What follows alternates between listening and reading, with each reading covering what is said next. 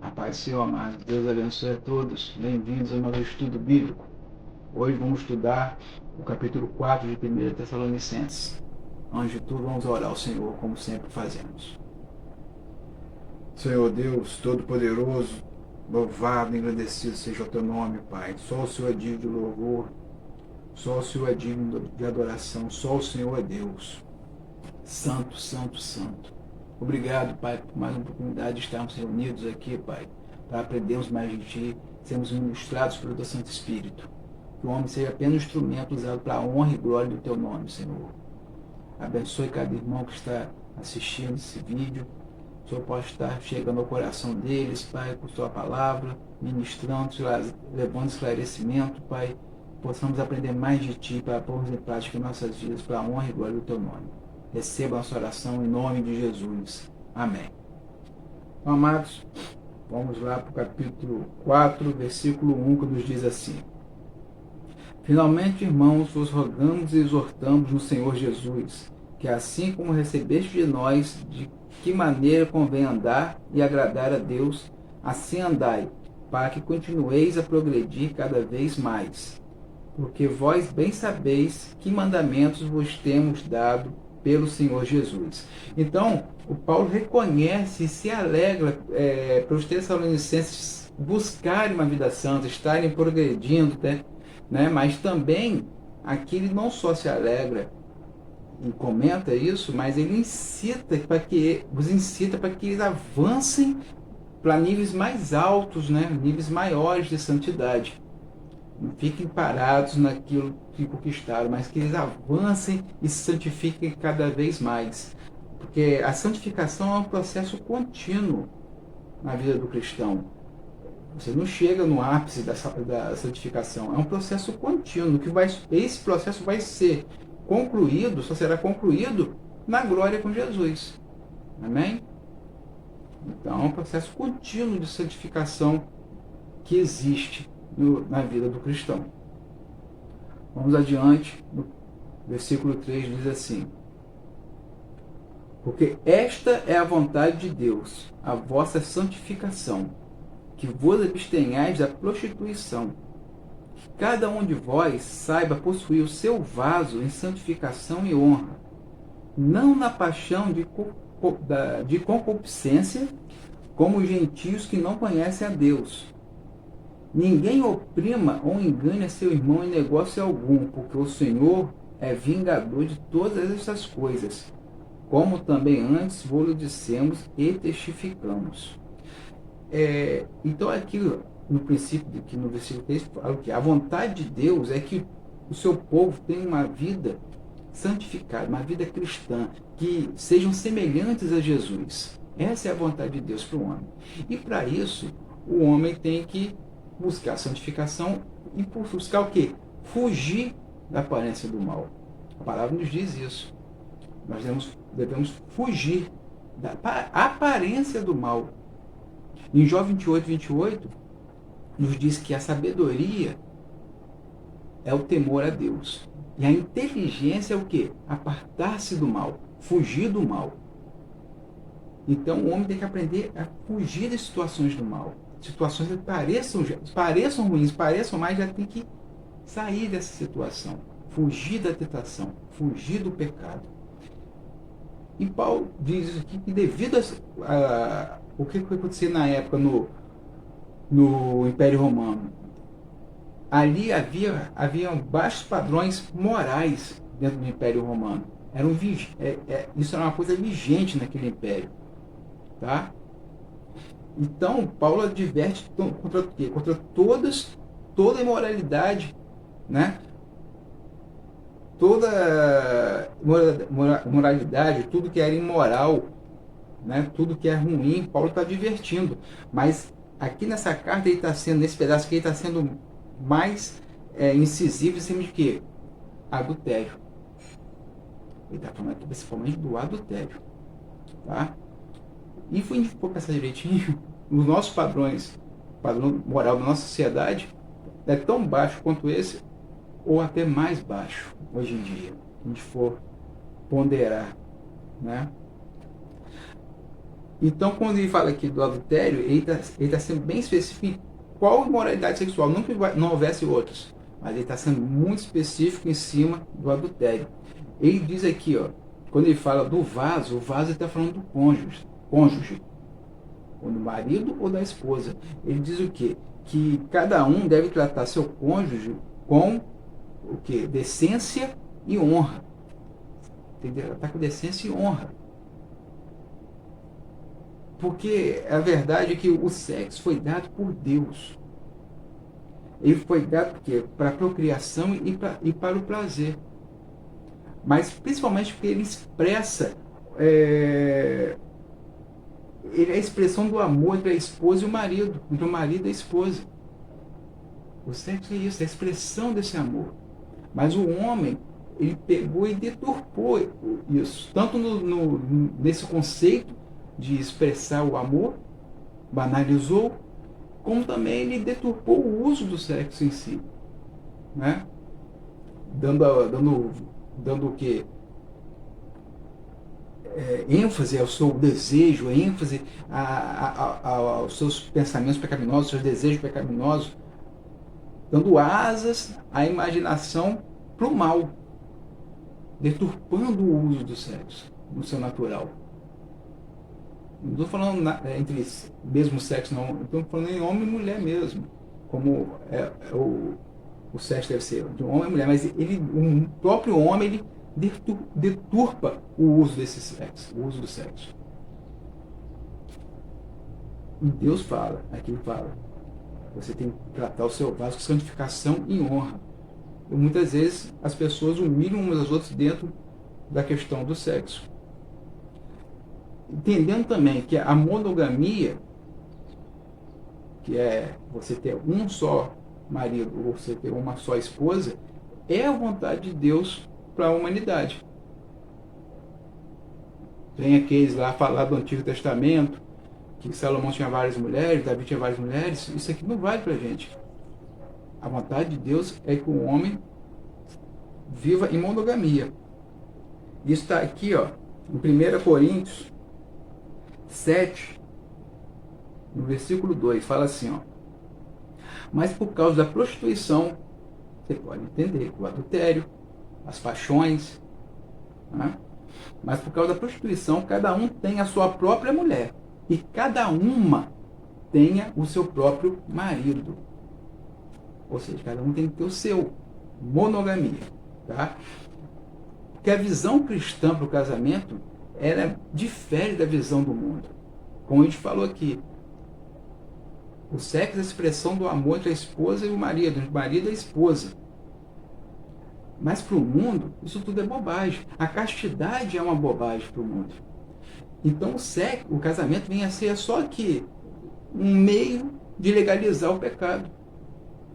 Um meio de legalizar o que eles querem, o sexo em si, né? Pois o sexo para eles é o quê? É só uma forma de saciar o seu desejo. Então ele casa para legalizar esse desejo dele. E quando o casamento tem essa base, essa pessoa nunca vai ficar saciada.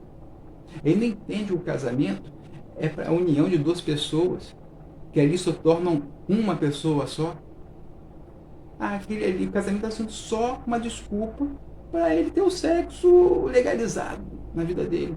E para saciar o desejo, o ardor da paixão que ele tem. Então essa pessoa nunca vai estar saciada. O que vai levar o quê? Ao adultério. Ela não vai estar saciada no casamento com o seu cônjuge. Ele vai buscar fora. E Paulo aqui também, no caso no 6, ele está ressaltando para também ter cuidado para ultrapassar os laços do casamento dos outros. Porque ele está falando aqui primeiro do adultério com o seu cônjuge. Mas ele também não ultrapassar o laço do casamento dos outros, você ali roubar a afeição do marido de alguém ou roubar a afeição da esposa de alguém. Isso não pode ser feito. Embora que isso hoje em dia, nos tribunais, ninguém é punido por causa disso praticamente. Mas para Deus não passa impune. Aqui fala que Deus é o vingador de todas essas coisas. para Deus não passa impune, não passa despercebido aos olhos de Deus. Amém? Entendendo que o homem que age dessa forma, a pessoa que age dessa forma, ela deixou de dar valor à vida do próximo. Ele já não liga para ninguém. E esse tipo de ação, o que ela faz? Mesmo que na cabeça da pessoa seja uma pequena ação, ela atinge o caráter, porque ela faz ou desfaz o caráter de alguém. Então, mesmo que a pessoa faça e acha que está fazendo no oculto, ninguém sabe, não passa despercebido. Não passa despercebido para Deus e não passa despercebido para os outros também, porque aquilo vai mudando o caráter da pessoa, vai desfazendo o caráter. Não passa despercebido para ninguém. E muito pior, não passa despercebido para Deus, que é o vingador de todas essas coisas. Amém? Vamos adiante para o 7, que nos diz assim: porque não nos chamou Deus para a imundícia, mas para a santificação. Portanto, quem despreza isto não despreza o homem, mas sim a Deus, que nos deu também o seu Espírito Santo. Então, fala aqui, Deus não nos chamou para uma vida de imundícia, de impureza. Ele tem visto que o homem tem uma vida de santidade e pureza. É esse o desejo de Deus. Portanto, todo aquele que rejeita esse ensinamento, ele não está rejeitando o ensinamento de um grande homem, nesse caso como Paulo. Ele está rejeitando, ele está menosprezando, desprezando o próprio Deus. Aquele que deu o seu Filho como Salvador, aquele que dá o Espírito Santo como Consolador, ele está desprezando o próprio Deus. É isso que ele ressalta aqui. Vamos adiante. No 9, diz assim: quanto, porém, à caridade fraternal, ao amor, tá? Não necessitais de que vos escrevo, visto que vós mesmos estáis instruídos por Deus, que vos ameis uns aos outros. Porque também já assim o fazeis para com todos os irmãos que estão por toda a Macedônia. Exortamo-vos, porém, a que ainda nisto continueis a progredir cada vez mais. Então, o amor é a palavra-chave do cristianismo. O amor, Deus amou o mundo de tal maneira que deu seu Filho unigênito para que todo aquele que nele crê não pereça, mas tenha vida eterna. O amor é a palavra-chave do cristianismo. Como diz Paulo, é o maior dom. Não existe dom maior que o amor. E Paulo disse aqui, então, nessa carta, que ele não precisava escrever acerca do amor para eles e praticar amor, porque isso já era latente deles. Eles demonstravam amor, né, para com todos os irmãos. E também ressalto que isso é um instinto divino. Eles aprenderam, veio de Deus para eles. Tá? Eles já tinham, isso já era latente dele. Ele não precisava ressaltar. Ele só ressalta que eles venham a progredir cada vez mais no amor. A gente dá o que a gente tem. E quanto mais a gente tem, mais distribui. Então você tem que buscar ter cada vez mais amor para as pessoas. Progredir nesse amor. Que onde há amor, há união. E onde há união, existe bênção do Senhor. Amém? Então vamos adiante. No versículo 11, que nos diz assim: e procureis viver quietos e tratar dos vossos próprios negócios, e trabalhar com vossas próprias mãos, como já vos temos mandado, para que andeis honestamente para com os que estão de fora, e não necessiteis de coisa alguma. Então Paulo aqui começa incentivando eles a 3 coisas. Primeiro, não procurar ser o centro das atenções. O cristão tem que ser humilde, tem que ser modesto, não chamar atenção para ele. Quem tem que chamar a atenção é Cristo. Ele seria um instrumento para o Senhor. Não se meter nos assuntos alheios. Não se meter nos problemas dos outros, nos assuntos dos outros. Não ser bisbilhoteiro. Terceiro, viver do próprio trabalho. Não ser pesado em ninguém. Porque, sabe por quê? Alguns dos tessalonicenses, eles passaram a ter uma vida assim, de ócio. Passaram a não trabalhar. e começaram a viver de doação das outras pessoas, porque eles estavam entendendo que Jesus estava à iminência de chegar, de voltar. Isso na cabeça deles, a volta de Jesus ia ser de imediato. Então eles não estavam trabalhando mais, esperando a vinda de Cristo. E isso não serve de desculpa para abandonar a responsabilidade que eles tinham, né? A responsabilidade prática da vida, o trabalho. Isso não serve de desculpa para isso. Porque eles tinham que entender o quê? E nós temos que entender. Que o mundo, quando nos olha, ele nos olha e, através do nosso comportamento, ele julga o nosso Salvador. Tá? Nosso comportamento acaba sendo um parâmetro para as pessoas olharem para Cristo. Infelizmente, as pessoas olham para nós, nosso testemunho. Então, por isso, devemos nos comportar dignamente, dando bom testemunho. Para quem? Principalmente para aqueles que estão fora da fé. Aqueles que são os de fora da fé. Dar esse bom testemunho e buscar o quê? Nossa independência financeira. Trabalhar. O cristão tem que ser trabalhador. Não tem que buscar ser pesado para ninguém. E isso que era diferente deles na época. Eles estavam vivendo vida de ócios, não estavam querendo trabalhar. Davam um péssimo testemunho lá. Os cristãos não trabalham, não. Eles ficam aí buscando ajuda, ficam o homem cheio de saúde, mulher cheia de saúde, não trabalham, não faz nada, não. É esse testemunho péssimo que eles estavam dando. O Paulo ressalta que eles têm que trabalhar, né? Para andar honestamente para os que estão de fora e não necessiteis de coisa alguma. Então é isso que Paulo está ressaltando aqui. Vamos adiante, vamos para o 13, fala assim: Não quero, porém, irmãos, que sejais ignorantes acerca dos que já dormem, para que não vos entristeçais, como os demais que não têm esperança. Porque se cremos que Jesus morreu e ressuscitou, assim também aos que em Jesus dormem, Deus os tornará a trazer com ele. Os Tessalonicenses, eles não tinham conhecimento perfeito, o conhecimento deles era incompleto do que acontecia às pessoas que morriam. Tá?